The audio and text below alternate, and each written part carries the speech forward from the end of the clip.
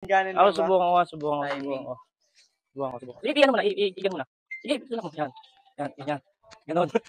Hindi pwede pa kabang nasa bawang. Ha? Ayun nga, sa haba-haba ng aking pag-demo ay pumayag na rin siya. At ito, nilagyan ko na nga siya ng blindfold.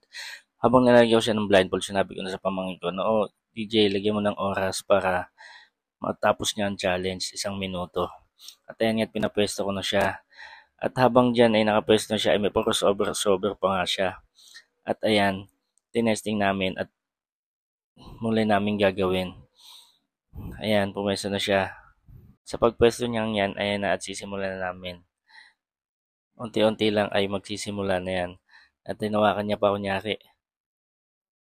Ayan na. At sinabi ko na sa kanya, ready, get set, go. Ayan nga at mukhang tanga at natatawa pa. feeling niya na iwasan niya talaga yung bote. Ayan nga. Hanggang 1 minuto ginagawa niya at may crossover pa isang kamay at ang anak ko nga nasa gilid ay nagtataka sa kanya kung ba't ang ginagawa niya.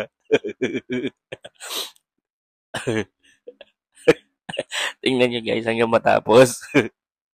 Hanggang sa pagtanggal niya ng blindfold. Ayan yan. At magugulat siya. Ako lang